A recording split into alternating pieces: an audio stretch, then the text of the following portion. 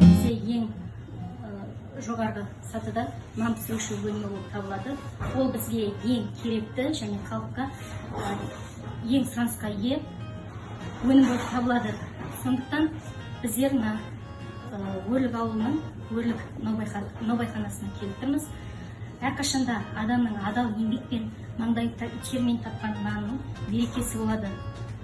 Олай болса, осы өрлік наубайханасын ашып отырған Беугүл апа мен Амантай ағаның наубайханасына жол тарттық.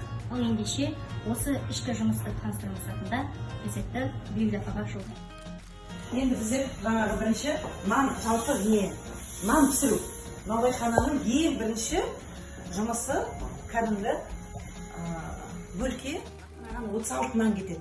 Мынағанда 36 нан, мынағанда сонда біздер бір салып шыққанда 108 нан салып шыққанда дегендей бәрі мынаған салып илеп аламыз. Илеп алғаннан кейін көтеріліп тесто раскатка дейді. Яғни қазақшасы нанды жаю.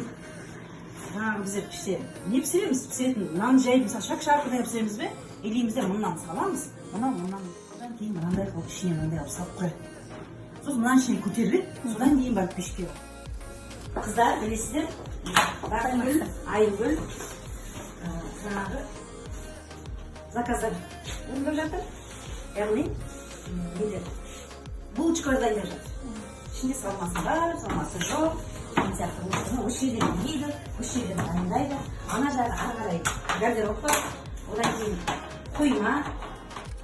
Өнімді үйіне жеткізіп бересіз, жеткізіп беру немесе жұмысына жеткізіп беру секілді қосымша қызмет түрлерін. Бизнесті көтеру үшін ең бірінші біздің неміз тұтынушылар көп болу керек. Алушылар, тұтынушылар көп болу керек.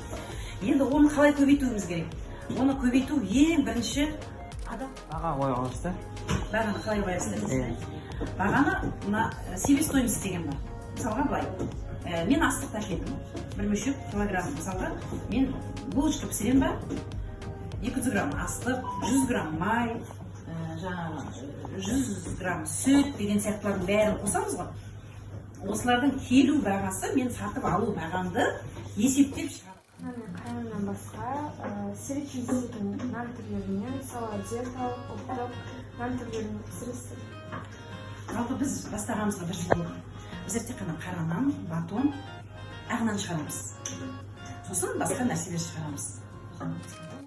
Сіздерге қауіпті емес пе? Қауіпсіздікті қалай сақтайсыздар? Біздерде былай, нанның пісіретін пештің қасында әдейі сигнализация бар. Дабылғаққыш бар. Егер де бізде іштегі газдың мөлшері адамға зиян тигізетіндей жағдайға жететін болса, онда бізде сигнализация. Қағида неде деп ойлайсыз? Өз кәсібіңді дамытуға, ары қарай алып кету үшін алып кету үшін сапалы қызмет етіп келіп осы қызметімен танысса, балалар кәсіптік бағдар жөнінде бір кішкене мағлұмат алса деген, кәсіпкерлік жөнінде, болмаса 9 бітіріп кәсіптік оқуға баратын болар мүмкін қыз балалар. Сондай таңдағанда осындай бағдар бере алсақ деген ойда жүреді. Сіздермен келісіп кездесу өткенімізге қуаныштымыз.